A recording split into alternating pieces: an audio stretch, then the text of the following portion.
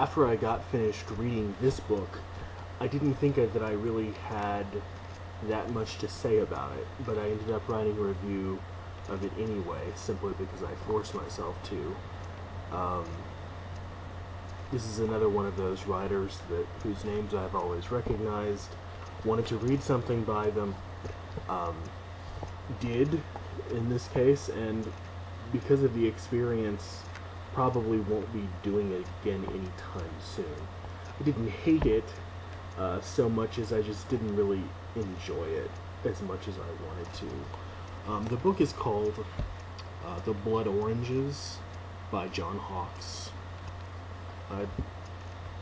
John Hawkes was an American writer. Wrote several novels. Many of them are known for being sort of self-consciously interested or maybe even obsessed with the erotic, with the sexual, and this is definitely one of those. It's a strange book, very lyrical. It's almost an idyll. In fact, it takes place on a Mediterranean island called Illyria, which is an obvious reference to Shakespeare's Twelfth Night, and it's sort of paradise-like setting. But Hawkes plants some haunting prose here and some things that never really let you get too comfortable in its idyllic setup. The plot is unencumbered with things like pacing or character development, as its characters are fascinated by their own sexual lives, and that's where the interest comes in. Fiona is married to Cyril, and Catherine is married to a man named Hugh. And the novel traces the whole range of their interactions, from mundane conversations, but it mostly revolves around their complicated sexual entanglements. Everything is told through flashbacks, and the novel opens with Cyril trying to console Catherine for some reason the reader has yet to ascertain. Hawkes bounces back and forth in time, telling how the two couples met.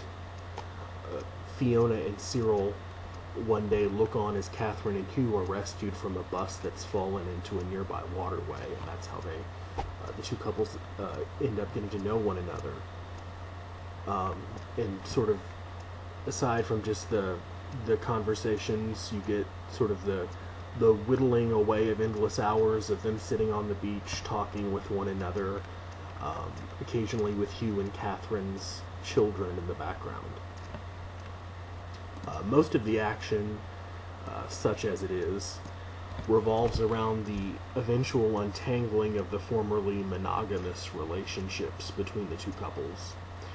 Catherine initially is hesitant. She stammers and hedges in her attraction towards Cyril, but Fiona is more open-minded and adventurous in letting her attractions to Hugh be known.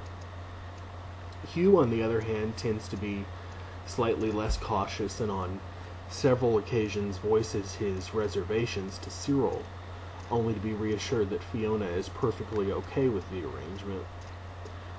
This is pretty much how things proceed, playing footsie in the sand, and the sly unbuckling of a bikini strap in the white Greek sands, and all of that stuff. But Hugh eventually finds it to be too much. He realizes that matters have gone too far, and he takes matters into his own hands. I won't give anything away, but he does something to remedy a situation which he thinks has gone too far.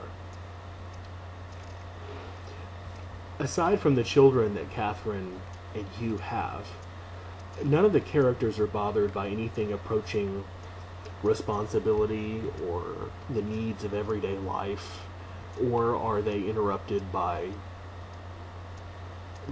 the novelistic needs of growth or self-afflatus or realization or anything like that. It just sort of seemed like a big exercise in omphaloskepsis, in navel-gazing. But for those interested in something truly off the beaten narrative path and that's intensely lyrical, this is worth looking at.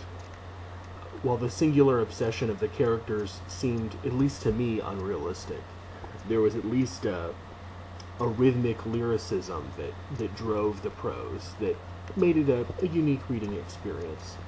I just fear that Hawks might be like my first experience with Saul Bellow, which I discuss in my review of Herzog, which I've posted on this channel too, that I won't come back to him for 8 or 10 years, but when I do, I'll actually love him and have completely changed my mind. So that might be the case too.